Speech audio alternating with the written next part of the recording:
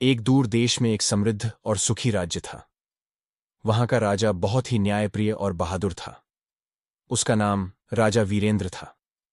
राजा वीरेंद्र का राज्य शांति और समृद्धि से भरा हुआ था, लेकिन राज्य के पास एक घना जंगल था जहां लोग जाने से डरते थे।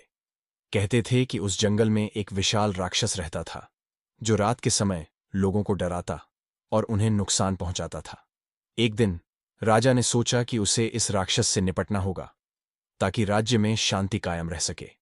उसने अपने सबसे बहादुर सिपाही को भेजा, लेकिन वह सिपाही वापस आकर डरा हुआ और घायल अवस्था में लौटा। उसने बताया कि राक्षस बहुत ताकतवर था और उसकी आंखों में आग की तरह जलती हुई आंखें थीं। राजा वीरेंद्र ने यह सुना और खुद राक्षस का सामना करने का निश्चय किया।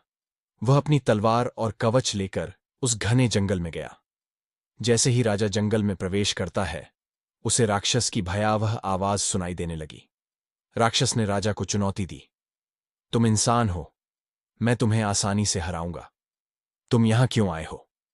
राजा वीरेंद्र बिना डरे बोला, मैं तुम्हारे आतंक से अपने राज्यवासियों को मुक्त करने आया हूं।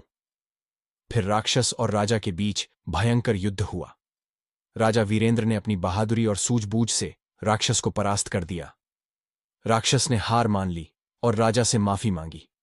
राजा ने राक्षस को जीवन दान दिया और कहा, अगर तुम अपना बुरा काम छोड़ दोगे और इंसानियत की राह पर चलोगे तो तुम्हारी शक्ति तुम्हारे लिए उपयोगी होगी। राक्षस ने राजा की बात मानी और अपनी बुराई छोड़ दी। इसके बाद वह जंगल में शांति से रहने लगा। राजा वीरेंद्र अपने राज्य में लौट आया और राज्य में शांति और समृद्धि फिर से लौट आई। राजा वीरेंद्र का नाम इतिहास में अमर हो गया, क्योंकि उसने न केवल अपनी शक्ति से बल्कि अपने हौसले और न्याय से राज्य में शांति कायम की।